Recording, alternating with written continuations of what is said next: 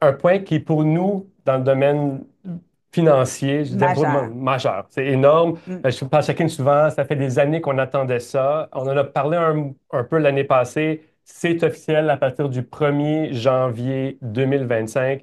Il y a eu des assouplissements d'accessibilité au fond d'un CRI et ou d'un FRV.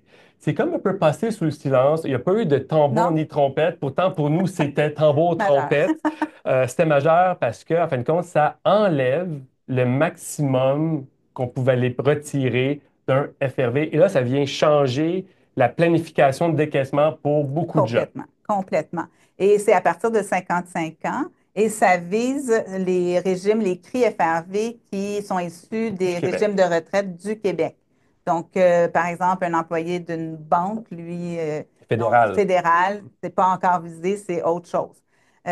C'est vraiment à partir de 55 ans, on n'a plus de plafond. Avant 55 ans, on demeure avec un plafond qui a été un peu ajusté. Dans tous les cas, que ce soit avant 55 ans ou après, il n'y a plus de possibilité de faire un peu notre flip-flop. Moi, j'appelais ça là, le flip-flop, c'est-à-dire partir du CRI, les Désimmobiliser. immobiliser nos régimes, c'est-à-dire partir du CRI au FRV, transférer au REER, retransférer, Fermer le fermer FRV. le FRV, faire ça annuellement. On avait une petite mécanique qui...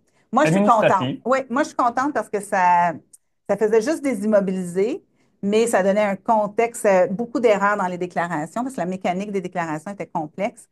Puis, c'est pas tout le monde qui avait besoin de faire cette mécanique-là. Donc, là, le fait que tout, il n'y a plus de plafond, mais dans le fond, il faut, comme tu disais, tout replanifier les Oui. décaissements parce que les gens me disent, mais pourquoi, Nathalie? Dans le fond, je n'ai pas besoin de planifier. Je peux retirer ce que je veux. Oui, c'est parce que les fonds de pension, il y a des priorités au conjoint, au décès qu'on veut peut-être pas ou qu'on Mhm. veut. Il Mhm. y a l'insaisonnabilité, il y a un paquet d'autres éléments qu'il faut considérer. Puis dans la planification, on va dire, OK, ben, est-ce que je décaisse en premier mon FRV ou mes autres fonds? Qu'est-ce Oui. que je préfère garder? En fin de compte, genre, l'exemple est très simple. Quelqu'un a un fer et un FRV, il prenait le minimum du fer et le maximum du FRV.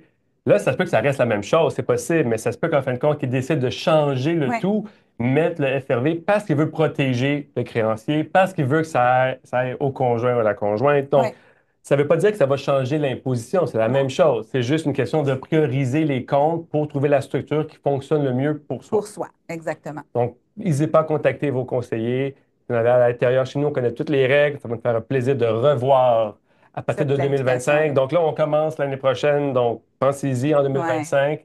Il faut y penser, c'est important. Surtout, des fois, les gens font leur retrait minimum ou quoi que ce soit en début d'année ou un c'est là. maximum. Donc, il faut y penser absolument à Parce ce que c'est niveau-là. du long terme.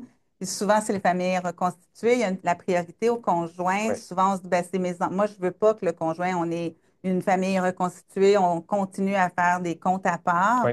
Mais là, le conjoint, il y a une priorité. Donc, c'est une façon de l'enlever, là.